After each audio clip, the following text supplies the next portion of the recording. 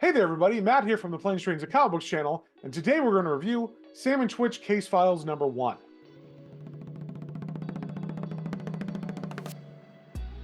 But before we get into that, if you guys wouldn't mind sharing, subscribing, and commenting, it really helps me out and lets me know what you guys want to see more of. So, with that being said, let's get straight into it. Alright, we got the cover here for Sam and Twitch Casefiles number 1. It is an Image comic and it is by McFarlane, Kudransky, and Placencia. And in case you didn't know, Sam and Twitch are just two police officers that are in the Spawn universe. And we start off with two wannabe gangsters. They're talking a big game about playing some Mario Kart and threatening to beat up another kid who was cheating. And as they go into this coffee place, the one in the red hat gets assaulted by Sam, who shoves his face into the table and asks why he wasn't at the courthouse to give his statement today. And apparently the boy in the red hat named Diego is actually a snitch or an informant, and he was supposed to testify for Sam today, but he completely blew off that appointment. So Sam sits down and threatens him after he assaults him. And as you can imagine, the assault of course is illegal, so Sam's captain calls him in, along with his partner Twitch. And Sam doesn't seem to care about this until his captain says that he is suspended for a month. So Sam walks out of the office very angry,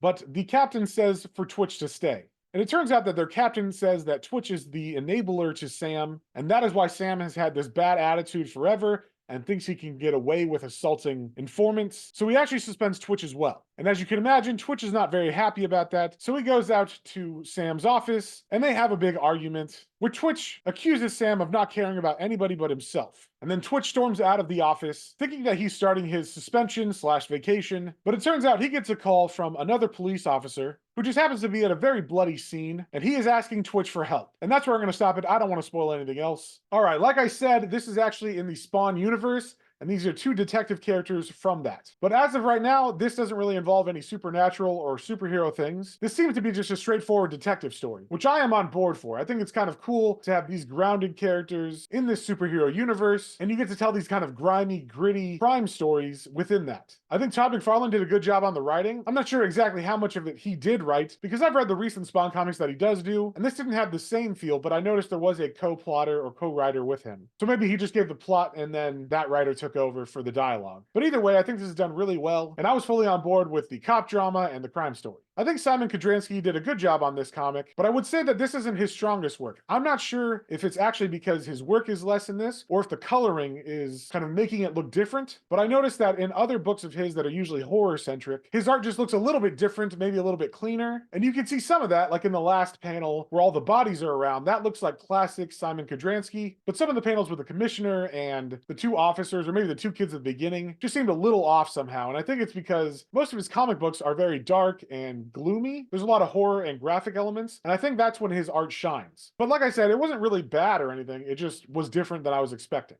So overall, I was pretty impressed with this comic. I think it was really fun, and especially if you like crime and maybe like horror stuff, you should definitely check this one out. And like I said, so far, Spawn hasn't really come into it, so we'll have to see if there's any superhero elements as part of this. But as it stands, I'm going to give this issue a 4.5 out of 5. I had a good time reading it, and I can't wait to read the next one. So if you saw anything you like, definitely go pick that up at your local comic book store, and we will see you on the next one.